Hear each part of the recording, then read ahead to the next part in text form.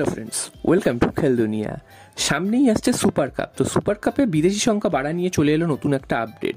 এছাড়াও মোহনবাগানে কি আসছেন চিংলেনসানা সিং। তো এই নিয়ে আজকের ভিডিওটা পুরোটা জানার জন্য অবশ্যই ভিডিওটা শেষ অবধি তোমরা চোখ রেখো। আর তোমরা যারা এই চ্যানেলে নতুন এসেছো চ্যানেলটাকে সাবস্ক্রাইব করে দাও, পাশে থাকা বেল আইকনটাতে প্রেস করে দাও এবং লাইক কমেন্ট শেয়ার করতে কিন্তু একদমই ভুলো না। তাহলে চলো দেরি না করে মেন টপিকটা শুরু করা যাক। তো প্রথমেই চলে আসি সুপার কাপের বিদেশি সংখ্যা বাড়ার বিষয়। তো তোমরা জানো যে আগামী মাসের 9-10 তারিখ থেকে কিন্তু সুপার কাপ শুরু হতে চলেছে এবং সুপার কাপ যেই সময় চলবে সেই সময় কিন্তু এএফসি এশিয়ান কাপের ম্যাচ থাকবে এবং সেই কারণে কিন্তু ইন্ডিয়ান প্লেয়াররা কিন্তু যারা ভারতীয় প্লেয়ার তারা কিন্তু মিসিং থাকবেন সেই সময়, যারা ইন্ডিয়ার হয়ে খেলতে যাবেন।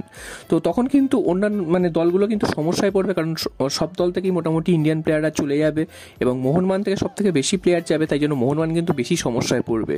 তো এই কারণেই কিন্তু বিদেশি সংখ্যা বাড়িয়ে দিচ্ছে, অর্থাৎ 4 জন বিদেশি এই মুহূর্তে আইএসএল একসাথে খেলতে পারে, কিন্তু সুপার কাপে কিন্তু 6 জন বিদেশিকেই কিন্তু একসাথে খেলার সুযোগ করে দেওয়া হবে বলে শোনা যাচ্ছে। এবং যেটা কিন্তু এএফসি কাপে আমরা দেখেছি যে 6 জন বিদেশি একসাথে নামতে পারে, তো সেই সিস্টেমটাই কিন্তু সুপার কাপে করা হবে। তো এটা কিন্তু একটা ভালো খবর, কারণ সব ভালো ভালো ইন্ডিয়ান প্লেয়াররা যদি চলে যায় সেক্ষেত্রে কিন্তু সব দলগুলি সমস্যায় পড়বে তাদের দল নামানোর ক্ষেত্রে। তো বিদেশি সংখ্যা যদি বাড়িয়ে দেয় সেক্ষেত্রে কিন্তু অনেকটাই মেকআপ করা যাবে বলে মনে করা হয়। তবুও যাদের যেই সব দল থেকে বেশি সংখ্যক ভারতীয় প্লেয়াররা কিন্তু চলে যাবে তাদের জন্য কিন্তু এটা খুবই সমস্যার সম্মুখীন হতে হবে। তো দেখা যাক সেইখান থেকে কি করে ঘুরে দাঁড়ায় দলগুলো। এরপর চলে আসি মোহনবাগানের একটা ট্রান্সফারের খবরে। সেটা হচ্ছে মোহনবাগান কিন্তু নজর দিয়েছে চিংলেনসানা সিং এর ওপর, কারণ তোমরা জানো যে এই মুহূর্তে মোহনবাগানের সেন্ট্রাল ডিফেন্সে আনোয়ার আলী ছিলেন, তিনি চোট পেয়ে কিন্তু বাইরে চলে গেছেন। তিনি কবে ফিরবেন সেটা কিন্তু এখনো জানা যাচ্ছে না।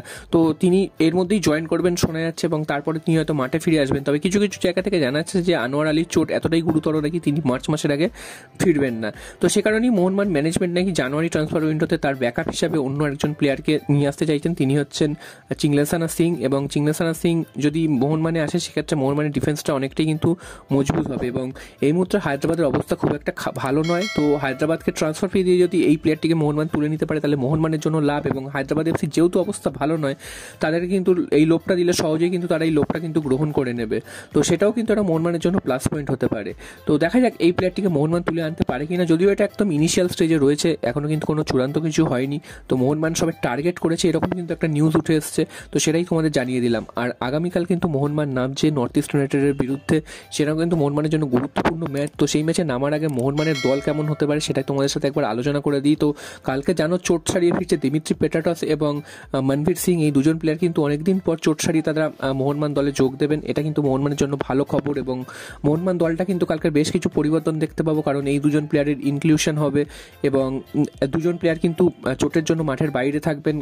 তিনি হচ্ছেন সাহাল আব্দুল সামাদ এবং গ্লেন মার্টিন্স। তো এই দুজন প্লেয়ারকে কিন্তু আমরা দেখতে পাবো না কালকের ম্যাচে, যদিও এর পরের ম্যাচ থেকে কিন্তু আমরা তাদের দেখতে পাবো।